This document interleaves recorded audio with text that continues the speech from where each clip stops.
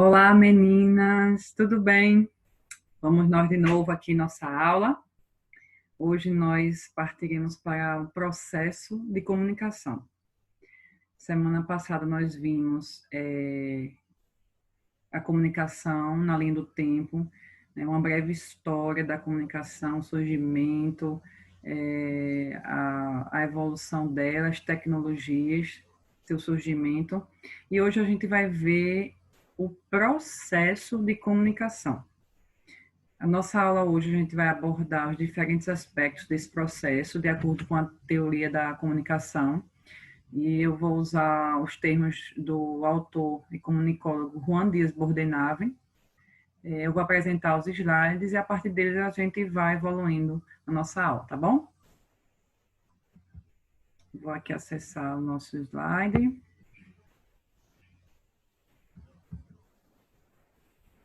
Para que a gente possa iniciar os nossos trabalhos. Vamos lá. A comunicação como processo. Deixa eu abrir aqui para vocês. Aqui eu trouxe uma frase de Juan Dias Bordenave, uma frase que ela faz um resumo, né, na concepção dele, e é uma concepção que eu gosto muito de trabalhar, sobre a comunicação. Ele está tratando a comunicação como um processo natural, uma arte, uma tecnologia, um sistema, e uma ciência social. É um processo tão natural como respirar, beber água ou caminhar. A comunicação é a força que dinamiza a vida das pessoas e das sociedades. A comunicação excita, ensina, vende, distrai, entusiasma, dá status, constrói mitos, destrói reputações, orienta, desorienta, faz rir, faz chorar, inspira, narcotiza, reduz a solidão e, num paradoxo digno de sua infinita versatilidade, produz até incomunicação. Essa frase dele é muito interessante porque ele trata a comunicação dos vários aspectos. A questão de ser um processo natural e de ser uma arte também, né? Comunicação é arte. A ciência explica que o início da forma de se comunicar foi através da pintura rupestre, como a gente viu na aula passada, e essa pintura como sendo uma arte.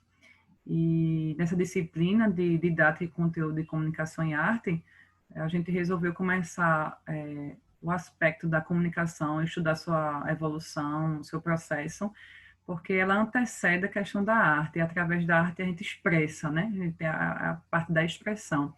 Mas sem a comunicação, a arte não pode existir.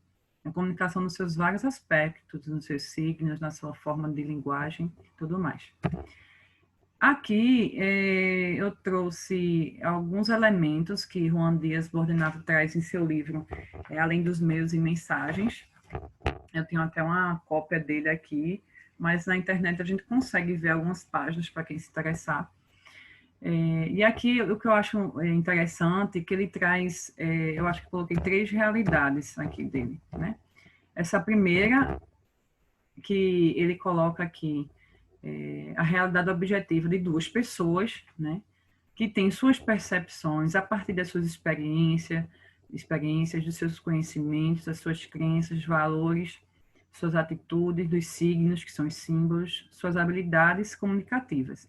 Então, para existir comunicação, tem que existir, né, esse repertório de A, esse repertório de B, as suas percepções. E aqui é que vai haver o diálogo, a comunicação, né, nessa realidade objetiva. Eu acho interessante porque toda a comunicação entre as pessoas, ela vai ter essa bagagem, ela vai ter esse repertório. Não há como, no processo de comunicação, que isso aqui não exista, tá, gente? Eu quero que vocês fiquem atentas a isso, ainda mais hoje, com tanto acesso a informações que a gente tem através da TV, através das redes sociais, dos sites de notícias, né? Então, cada instituição de comunicação está colocando ali as suas percepções daquilo que ela acredita. né? As redes de televisão e sites. Nós, enquanto professores, também estamos colocando naquele processo de ensino, que a gente até vai ver na próxima aula, a comunicação e o processo pedagógico, e a gente está colocando nesse sentido as experiências, os nossos conhecimentos e tudo aquilo que tem na nossa formação. Aqui também tem a questão da percepção, né? Daquela interação entre os significados de A e os significados de B, né? Que é a interpretação que cada um faz um do outro, né? E aqui ele coloca um desenho muito bem explicativo para que a gente possa entender essa questão, né? Primeiro foi a questão do repertório, daquilo da minha bagagem. E a partir dela, eu vou ter aqui a minha realidade objetiva dos significados, da interpretação que cada um tem do outro. E assim haver o processo, né, da mensagem, ou seja, o emissor, o receptor, que um vai emitir a comunicação, o outro vai receber e vai haver a troca de mensagens, né? Ele coloca até aqui, objetos, pessoas, eventos, no processo de ensino, claro, com certeza, e aí a percepção aqui do professor e do aluno também importantíssima, a gente vai ver isso mais a fundo na próxima aula. E aqui vai ser compartilhado, né, os significados do que os dois se perceberam, do que os dois tiveram de suas realidades, da sua bagagem. Esse é o processo de comunicação que ele trata no livro, que é bem interessante, bem simples, para a gente possa entender. Ele traz aqui também, essa frase eu acho muito legal. A comunicação é uma das formas pelas quais os homens se relacionam entre si. É uma forma de interação humana realizada através do uso de signos, palavras, sinais de trânsito, gestos, desenhos, figuras, fotografias, pinturas, mapas, peças musicais, siglas e logotipos. Né? E essa interação humana que ele trata aqui é muito interessante, porque eu aproveitei esse gancho que Juan Dias trouxe, né, nesse processo de comunicação para trabalhar com vocês os aspectos da inteligência emocional, dos perfis comportamentais, do cérebro da criança, do nosso cérebro também, como é que ele atua, a gente vai ver isso mais lá na frente. Aqui também, representado nessas imagens, o processo de comunicação na perspectiva de emissor, receptor. Por que eu estou trazendo essas teorias de comunicação para vocês enquanto pedagogos? Para que a gente possa se perceber e entender, perceber o processo, a importância do processo de comunicação, que é muito natural, que é muito simples e que às vezes é banalizado, não é levado em consideração por ser tão natural, como o Juan Dias falou, como beber água, como andar. E o professor na sala de aula, né? As várias condições, a condição humana do professor, seus valores, sua bagagem, as condições físicas do professor, as condições físicas da sala de aula, o do contexto de organização que está inserido, que não for a sala de aula, que for uma direção, que for uma coordenação. Então, é muito importante a gente entender esse processo aqui de emissor. Lá na frente a gente vai ver a questão dos ruídos dessa mensagem, o que o emissor vai falar, como o receptor vai receber, que tipo de canal é que vai ser falar dessa mensagem, se é por meio de reunião. Hoje em dia a gente está com as reuniões online, as redes sociais, muitos comunicados, e para que esse feedback seja o mais claro e positivo possível. Porque se houver ruído aqui, é muito ruim. Né, entre a instituição, entre o professor e o aluno, né, entre nós mesmos, enquanto pessoas, nos nossos vários relacionamentos sociais, enquanto pais, enquanto filhos, enquanto esposos, entendeu? Então, a gente tem que ter muito claro essa teoria aqui do processo de comunicação. Aqui é outra figurinha, né, que eu peguei no Google, mais elaborada desse processo, né, de comunicação, o emissor. E aqui ele coloca, né?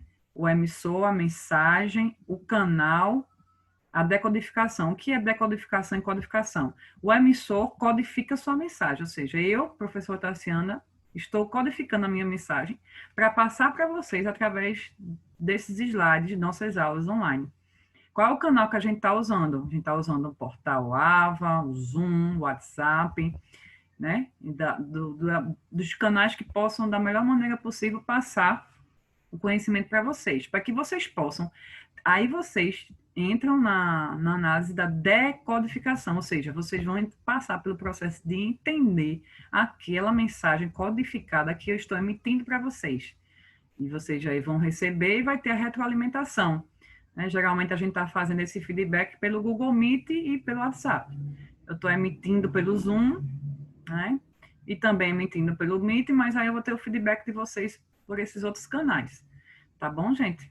Aqui ele coloca a perspectiva do ruído, que vai existir o ruído, né? E a gente, que é o receptor, tem que estar cada vez mais atento a esse processo de comunicação que tem os ruídos. Aqui eu trouxe uma figurinha também muito legal para entender esse ruído, né? Esse processo de comunicação, onde o emissor aqui fala, você vai ser promovido. Aí o receptor entende, meu Deus, você é demitido? Né? Uma demonstração simples, mas que a gente entenda o poder que esse ruído pode provocar, né, nesse canal, nesse meio que essa mensagem vai passar do emissor para o receptor. Muito cuidado nesse processo, né, em sala de aula, no ambiente de coordenação, de direção, no ambiente também ao qual a gente está de aulas online, para que esse ruído seja o menor possível. Ele sempre vai existir, mas para que ele não prejudique, né, essa mensagem e que a gente possa diminuí-lo cada vez mais, tá bom, gente? Aqui também outra forma de entender esse processo de comunicação. O emissor é o quem, diz o que através da mensagem, de que modo, que é por meio de que, para quem, né? Quem diz o que, de que modo, para quem. É outra forma legal da gente entender esse processo e o resultado, né, que essa mensagem vai gerar. Tá bom? Aqui eu trouxe, para ficar de uma maneira mais leve, não ficar tão cansativo para vocês, imagens, né?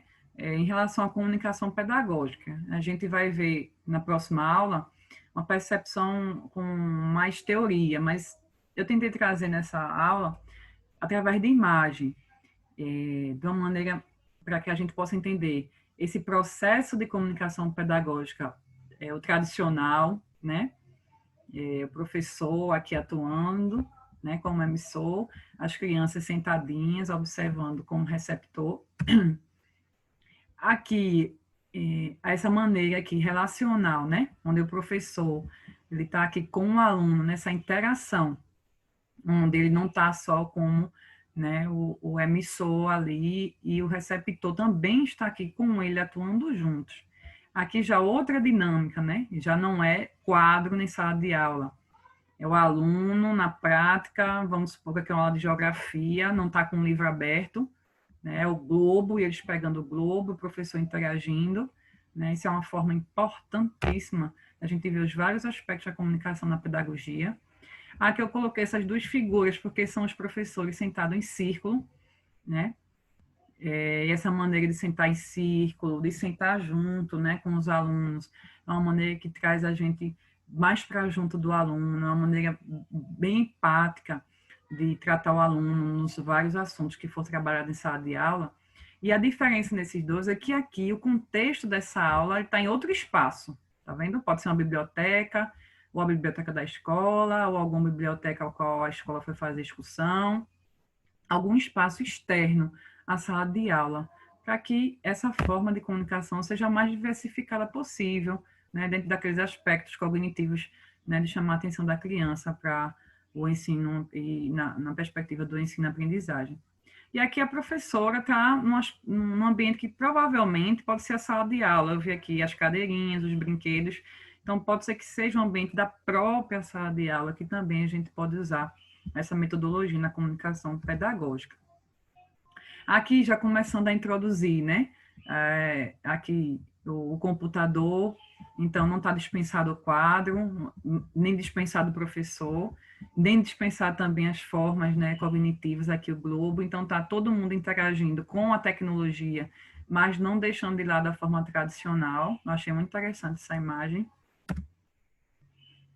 Aqui também já está em outra perspectiva, né? Aqui já parece ser o data show, o professor aqui com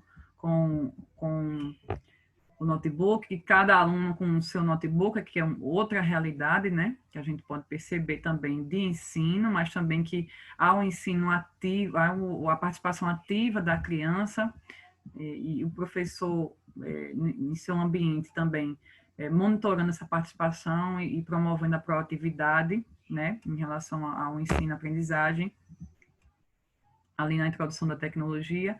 Aqui são formas lúdicas, né, que provavelmente eu tenho alunos melhores do que eu para falar disso, de tudo isso. Eu estou falando, trazendo os exemplos, mas com certeza tem muitos alunos que podem me trazer exemplos dessas dinâmicas, dessas metodologias aqui de ensino, de jogos, uma forma de aprendizagem mais didática, né, trazida para os alunos. Eu uso muito com a minha filha em matemática e português. E aqui a questão da linguagem, né? Na aula passada a gente viu a evolução da comunicação, que inclusive o aluno até me lembrou de colocar, professora, fala de Libras. Quando ela falou de Libras, eu me lembrei do Braille, né? Que é a linguagem, na verdade, né? Não é o processo de comunicação em si, né? O processo de comunicação em si e a evolução a gente viu e está posto, mas é a forma de linguagem de comunicação, né? Das pessoas que precisam desse tipo de linguagem. E aí tem algumas escolas que estão adotando mesmo a Libras como segunda língua nas escolas. Aqui também, né, o Braille, né, sendo cada vez mais implementado nas escolas. Várias metodologias legais que eu vi também no Google, se a gente colocar, pesquisar, vai achar várias, né, dinâmicas, estratégias para o aluno que tem deficiência na visão. E aqui eu trouxe para vocês algumas reflexões sobre comunicação, pessoas e organizações. Eu tratei a questão das organizações, tendo em vista que vocês estão inseridas nesse processo de organização, enquanto professoras, enquanto profissionais, enquanto coordenadoras, diretoras, enquanto qualquer ambiente que você está inserido no aspecto educacional. Então, entenda nesse processo. Aqui as pessoas são primordiais para as organizações, uma vez que são elas que garantem a sobrevivência e o sucesso das mesmas, através de seus desempenhos.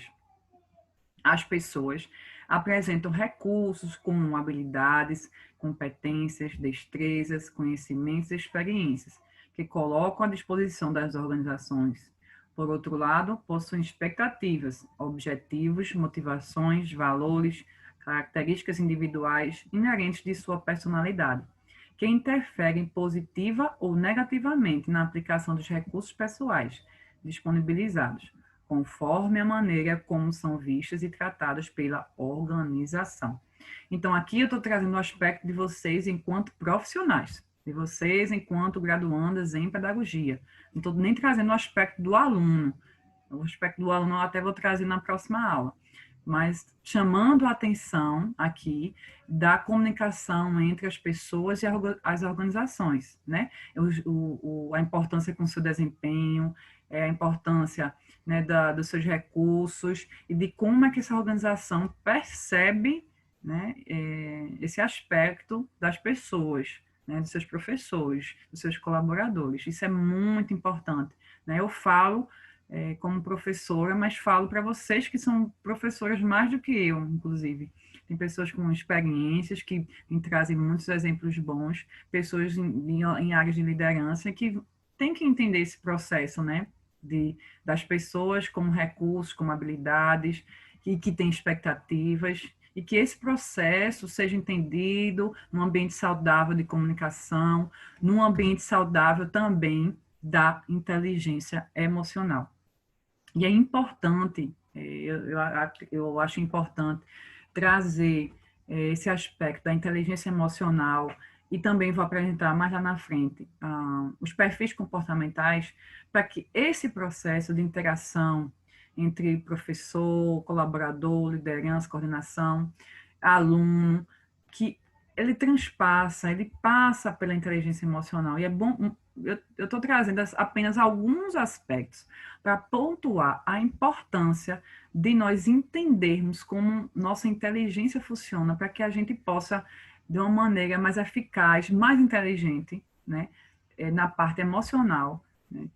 Ter sucesso nesse quesito, né? A partir do momento que somos profissionais e estamos lidando com várias percepções, e ainda mais nesse tempo de pandemia que a gente está vivendo, né, gente? Aqui eu trouxe do conceito do que é inteligência emocional, refere-se à eficácia com a qual as pessoas percebem e compreendem suas próprias emoções e as emoções dos outros, sendo capazes de administrar o seu comportamento.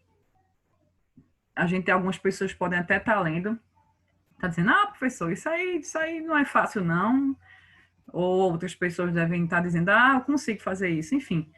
O que eu estou trazendo para vocês é a importância de pontuar esse aspecto no processo de comunicação, tá bom, gente? Essa questão do perceber, de se perceber, de perceber as pessoas, de compreender suas emoções, ela é muito importante na questão comportamental, tá bom? Aqui eu trouxe uma breve linha do tempo, porque eu não sei se com outros professores vocês já viram esse assunto, ou ainda verão, ou se vocês já ouviram falar desse assunto, ou se já fez algum curso, né, sobre esse assunto. Então, para a gente entender um pouquinho esse processo do porquê dessa importância hoje em dia, que está tão em alta, a gente falar sobre as emoções, sobre o cérebro, sobre o comportamento, tá? Aqui, em 1970, o Dr. Paul MacLean apresenta a teoria do cérebro trino, né? Que ele estudava o comportamento do cérebro, mas era em cérebros mortos, né? O cérebro ali era estudado de uma maneira muito primitiva ainda, né? Porque não tinha uma tecnologia que pudesse estudar ele, como o avanço que foi proporcionado a partir de 1990. Um dos Estados Unidos aprovou uma lei que declara a década de estudo do cérebro. Isso aqui foi muito importante, gente, porque essa lei foi o que implicou nos investimentos e pesquisas de diversas instituições. Foi um avanço que houve para que hoje em dia a gente possa estar entendendo essa questão da inteligência emocional, do comportamento, como uma ciência, como uma coisa acessível a nós, inclusive para que a gente possa se entender melhor. E após as descobertas do Dr. Paul, e com os investimentos nas pesquisas, houve o surgimento das máquinas de ressonância e encefalograma, onde podia-se fazer estudos em pessoas vivas, mapeamento em tempo real, ou seja, em 1970, na década de 70, né, a gente tinha uma perspectiva de estudo de cérebros mortos. Já que, após as descobertas dele, o avanço nos estudos foi fenomenal, porque ali você estava mapeando pessoas vivas, né, dos seus vários estímulos cerebrais, e aquilo estava sendo estudado em tempo real. E aí, após as descobertas do Dr. Paul, né, com essa lei dos Estados Unidos, inclusive, o Dr. Paul lança seu livro em 1990, veja, quanto tempo depois? 70, 80, 90, 20 anos depois, né, que ele vem lançar seu livro. E aí é que depois também é um aperfeiçoamento, né, a partir de suas descobertas, que a gente ouviu falar muito sobre o livro de inteligência emocional de Daniel Goleman. Eu até tenho ele aqui. Olha só, esse livro é muito importante, é muito bom também para quem se interessar. É outra dica que eu deixo para vocês aqui do curso, tá, gente? Esse livro de Daniel Goleman. E A Evolução da Teoria do Cérebro Trino, também com Daniel Siegel, que mais lá na frente eu vou mostrar, nem coloquei aqui, o livro dele, né, que trata do cérebro da criança. Muito interessante também. Aqui eu coloquei uma figurinha para a gente entender o que é essa teoria do cérebro trino, né, que é onde ele acredita que nós temos 3 tipos de cérebro: o neocórtex, o límbico e o reptiliano. O neocórtex é a terceira camada, que é a parte maior e mais evoluída do cérebro. É o cérebro primitivo. É o que diz,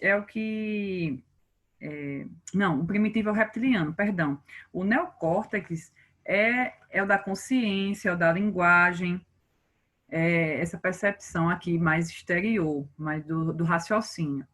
O límbico é a segunda camada, no sistema límbico comum em todos os mamíferos. É responsável pela proteção, as emoções, os sentimentos. Esse sistema é capaz de aprender e transformar as emoções em memória. e o reptiliano, né, que é o cérebro primata. Alguns autores gostam de chamar de primatas. É o mais racional, mais é o cérebro, é a menor parte do nosso cérebro que é responsável pelas necessidades vitais de sobrevivência e reprodução. Cadê? Além do desejo sexual, controla funções essenciais, faz a digestão, sono, respirar, segurar o batimento cardíaco, as suas mecânicas instintivas, ou seja, é o de sobrevivência, tá, gente? É a questão aqui de sobrevivência mesmo. O racional é o neocórtex, tá? E aí eu trouxe uns exemplos, né, de sentimentos. Os sentimentos surgem quando tomamos consciência das nossas emoções, isto é, o sentimento dá-se quando as nossas emoções são transferidas para determinadas zonas do nosso cérebro, né, como a gente viu aqui, na teoria do cérebro trino, onde são codificadas, tá vendo, gente, a questão da codificação, sobre a forma de atividade neural, ou seja, a gente está estudando o processo de comunicação, de relacionamento entre as pessoas, entre vocês enquanto profissional, mas também há essa mensagem, essa comunicação das nossas emoções. Isso é muito importante para que a gente entenda, né, isso em nós, é como já o filósofo Sócrates já falava, né? Conhece-te a ti mesmo. É muito importante a gente conhecer as nossas emoções, a gente conhecer como é que se comportam as nossas emoções diante do que a gente é estimulado, né? E aqui a gente tem a ira, a tristeza, o medo, o prazer, o amor, a surpresa, a aversão, a vergonha, alguns exemplos de sentimentos e como é que eles se desenvolvem, tá bom? A questão do sequestro emocional, o Daniel Siegel, eu acho muito interessante quando ele traz uma explicação no YouTube, tem um vídeo dele, se eu achar que é tão difícil, é porque eu assisti uma vez, ele ensinando como a gente mostrar para a criança como é que funciona o cérebro. Daqui a pouco eu vou mostrar para vocês. E isso aqui também é bom a gente entender e passar também para as pessoas que a gente conhece, para a gente aprender também, para os alunos, né? Temos duas mentes, a que raciocina e a que sente. Nesse caso aqui, a gente tem a que raciocina que sente e tem a terceira, que é a de sobrevivência, né? Eu não estou tratando a questão da teoria, é mais uma questão das emoções que eu estou colocando nesse aspecto. Em muitas ocasiões, os nossos impulsos emocionais dominam a nossa razão. Como uma espécie de alarme, reagimos e depois raciocinamos. O problema é que muitas vezes nossas reações emocionais são inadequadas. Então, o Daniel Siegel, ele fala assim, ele fala do cérebro, ele explica o cérebro como a mão. E aí ele fala que essa parte, deixa eu ver se eu consigo aumentar aqui para vocês verem, depois eu diminuo. E aí ele fala que essa parte é a parte racional, né? Essa de fora. E aqui, esse dedinho é a parte emocional. E aqui dentro tá de sobrevivência, né? Que desce. Então, eu já conversei, inclusive, com minha filha sobre isso, para entender as emoções da gente, né? Então, aqui, quando as emoções estão ativas e que a gente não conhece, não domina, então essa parte é como se essa parte do raciocínio, ela, tipo, levantasse. E ela explode em seus vários tipos de sentimento, como a gente viu. E ele diz que a gente explicando isso para a criança é muito importante, para a criança também se entender e entender por que isso acontece. Entender que no cérebro dela está ali em funcionamento, né? Seus neurônios, sua comunicação consigo mesmo. E aí ele explica realmente, quando aqui há, como ele fala aqui, os impulsos emocionais, e aí ele reage. E é essa reação que sobe, aí a gente não vai ter controle aqui. Mas se a gente conseguir se conhecer, conseguir se entender, essa reação pode ser o menos danosa possível nos nossos relacionamentos. Tá bom, gente? Isso aqui é uma explicação do Daniel Siegel, o autor do livro do Cérebro da Criança. É muito legal essa explicação dele, até para a gente também, como adulto, não só as crianças, entender esse processo de reação emocional no nosso cérebro. Aqui tem a questão dos fatores que contribuem para a inteligência emocional, o autoconhecimento, a autopercepção, a autoconfiança, o autogerenciamento, a automotivação, A empatia, que é um assunto que está muito em evidência hoje em dia, que é a capacidade de se colocar no lugar do outro. E as habilidades sociais, né? O relacionamento social, né? A inteligência relacional também, que o pessoal trabalha muito, muitos autores. Agora, esses fatores, né, para que a gente possa desenvolver em nossa vida, em nossos relacionamentos comportamentais, a gente tem que entender aqui, eu coloquei até um balãozinho, né? A gente tem que parar e pensar como está a qualidade, né, dos nossos diálogos internos. Como é que eu me conheço, é o Sócrates, né? Conhece-te a ti mesmo. Né? Eu tô me conhecendo, eu tô sabendo o que é que eu quero, quem eu sou, o que é que eu quero dizer, como é que eu quero falar, como é que eu quero agir. Eu sei o que é que eu percebo, eu sei em quem é que eu confio, quais são os meus valores, em que é o que eu acredito, certo? Isso aqui é muito importante, a gente se conhecer a si mesmo, para que esses fatores que contribuem para a nossa inteligência emocional sejam eficazes quando a gente for lidar com um aluno, lidar com um colega de trabalho, lidar com filhos, com marido, com esposa, tá bom, gente? E as funções das emoções, que é a sobrevivência, a tomada de decisão, que é alguns que eu pontuei, tá? Ajuste de limites, comunicação, muito importante, e união. União é muito importante hoje em dia, porque as pessoas estão cada vez mais com os valores invertidos, né? E as funções que as emoções nos trazem é muito importante nesse processo de comunicação, para que essa união seja efetiva, seja eficaz. Até porque, gente, a comunicação humana, ela é apenas uma parte de um processo mais amplo de informação e de ensino, que no caso de vocês é um ensino. Em outras áreas, em outras graduações, eu trabalho os outros aspectos.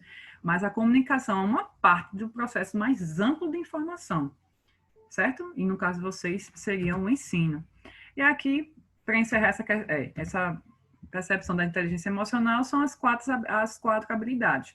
Perceber, expressar as emoções, usar as emoções como informações, ou seja, entender, opa, eu vou entender que essa situação X aqui vai provocar a minha ira. Opa, vou entender que essa situação aqui vai me deixar mais depressiva. Aí você, ou se você tiver como evitar, você evita. Se você puder enfrentar, mas sabendo de agir com inteligência das suas emoções para que isso não possa lhe abalar. Entender as diferentes emoções e administrar as emoções. Isso é muito importante, gente. Levem isso para a vida de vocês, como profissional, como pessoas, como ser humano, tá, gente? Tem a questão também dos perfis comportamentais, que são trabalhados na inteligência relacional. A inteligência emocional é um aspecto para esse relacionamento social, essa interação social. E a relacional é muito importante para promover aquela perspectiva de empatia, de união, de sobrevivência, né, que são os fatores da inteligência emocional. Que se começou com os gregos, né, onde eles associavam o nosso comportamento a elementos da natureza, o fogo, o ar, a água e a terra. Depois com Hipócrates, que associava aspectos do nosso corpo, como o colérico, o sanguíneo, o fleumático e o melancólico. Carl Jung, ele trouxe essa perspectiva mais teórica do ensino, de ser o produtor, o intuitivo, o sensitivo e o analítico. Matson trouxe a teoria do DISC, a teoria DISC, que é de dominância, de influência, de estabilidade e de conformidade. E o Profiler, que é um método já tecnológico de se avaliar os perfis comportamentais, muitas empresas usam isso para entender como é que o profissional se comporta, suas habilidades, suas emoções, e aí eles colocam o nome como executor, comunicador, planejador e analista. Né? Aqui todos eles são associados, desde os gregos até o profiler. O fogo é o mesmo que o colérico, é o mesmo que o produtor, é o mesmo que dominância, é o mesmo que executor. O ar dos gregos é o mesmo que sanguíneo, que o intuitivo, que influencia, e o comunicador. E assim vai, sucessivamente. Tá bom? Todos nós temos um pouco de cada um. Eu vou me ater aqui ao Profiler, que é o mais moderno, e o de Matson também. Né? Todos nós temos um pouco de cada comportamento. todos nós que eu estou trazendo para vocês enquanto profissionais. Mas esse assunto de inteligência emocional, de comportamental, é bom para que a gente também entenda o nosso colega de trabalho, os nossos alunos em sala de aula, para que a gente possa perceber as suas reações. Isso é muito importante, que abre muito, amplia muito a nossa interação em sala de aula e com o nosso colega de trabalho. E a gente tem um pouco de cada um. À medida que a gente vai se inserindo nos espaços de trabalho, nos espaços de família, nos relacionamentos sociais, a gente vai evidenciando um ou outro. A gente tem um ou dois, que são as características nossas peculiares. O meu, quando eu fiz o teste mesmo de perfil, o meu, se eu não me engano, deu comunicador e executor, né, mais altos, e planejador e analista mais baixos, que é um teste que a gente faz que dá a mesma porcentagem de cada um. Mas todos nós temos um pouco de cada um. E um ou outro vai se sobressair, dependendo do contexto ao qual a gente está inserido. Como é isso, professora? Veja, no teste que eu fiz, o analista deu bem baixo. O analista é quando a pessoa tem habilidades com números, com planilhas, é uma pessoa mais metódica, mais atenta. E eu sou bem comunicadora, né? Faço as coisas, executora, sou comunicadora, gosto de falar, enfim. Mas houve um momento na minha vida que o analista estava bem mais em evidência. Por quê? Porque o meu ambiente de trabalho, ao qual eu estava inserido, estava exigindo de mim ser analista. E eu consegui entregar o analista que eles queriam, ou seja, fazer planilhas, fazer análise de cenários, apresentar estratégias, diagnósticos. Não é o meu perfil, mas eu consegui me adaptar e entregar o que estavam me pedindo. Outras pessoas podem não conseguir essa adaptação, não conseguir essa entrega. E aí ficam infelizes no trabalho, ou aí isso dinamiza para a vida. E a gente tem que perceber essas situações para que a gente possa diagnosticar e ver mesmo o que é que está nos prejudicando. Tá bom, gente? E também no perfil do aluno. Entender como é que o aluno funciona, entender as emoções do aluno, porque ele tem aquele tipo de emoção em determinadas matérias, o porquê que eles têm aquele comportamento em algumas aulas, e se expressar com ele da melhor maneira possível, né? Da maneira mais inteligente, da maneira mais perceptível possível. Isso vai facilitar seu trabalho como professor. Não tenha dúvida, não tenha dúvida. Essa percepção da pessoa, do outro, a percepção sua de se conhecer, vai ampliar mais ainda a sua capacidade profissional. Tenha certeza disso. Por isso que eu trouxe, né, essas abordagens dentro da nossa disciplina. E para a gente finalizar, né, outra sugestão de livro, muito boa, não tem esse livro, tem os dois primeiros que eu sugeri, além dos meus e mensagens, de Juan Dias Bordenave, A Inteligência Emocional, de Daniel Goleman, O Cérebro da Criança, que é de Daniel Siegel. Muito interessante, que é aquela explicação que eu trouxe para vocês, né, que ele faz do cérebro. E aqui é uma resenha que eu achei no Google Books sobre o livro traz 12 estratégias revolucionárias para treinar o cérebro em desenvolvimento do seu filho. Aqui ele fala na perspectiva de filho, mas como vocês são pedagogos, estão nessa formação de pedagogia, a gente pode ler criança.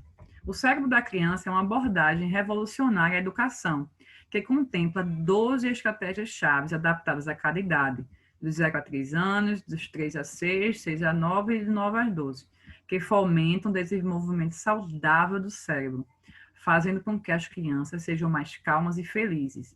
Os autores explicam e tornam acessíveis os novos conhecimentos científicos que, aplicados ao cotidiano da vida familiar, podem transformar as explorações de mau humor, discussões ou receios da criança em oportunidades de desenvolvimento do seu cérebro e aumento de sua forma vital, ajudando as famílias a lidar com os problemas do dia a dia. Soluções simples, inteligentes e eficazes para os desafios que sua criança enfrenta. Muito bom. Aqui traz na perspectiva de filho, mas a gente tem que entender essa perspectiva mais ampla enquanto criança, né, que vai respaldar todo o conteúdo que a gente viu de relacionamento, de comportamento, de inteligência emocional. Tá bom, gente? Aqui eu trouxe uma frase do Daniel Siegel, que é o autor do livro das crianças, que eu achei muito legal essa frase, para terminar nosso assunto, que ele diz: convidar nossos pensamentos e sentimentos para a consciência nos permite aprender com eles em vez de sermos movidos por eles. Sensacional essa frase. Eu vou ler de novo, é muito sensacional. Convidar os nossos pensamentos e sentimentos para a consciência nos permite aprender com eles em vez de sermos movidos por eles. Ai, Deus, que frase linda. Obrigado, meu Deus, por ter nos feito tão perfeito e por nos proporcionar, né, nos conhecer melhor. E que a gente possa cada vez mais aprender, né, com as nossas emoções, os nossos sentimentos, para que a gente possa ser cada vez mais inteligentes, né, conosco mesmo, com as nossas emoções e no relacionamento com os outros. Tá bom, gente? Um beijo. Deus abençoe a todos. Obrigada pela oportunidade. Muito feliz de estar com vocês. Deus abençoe.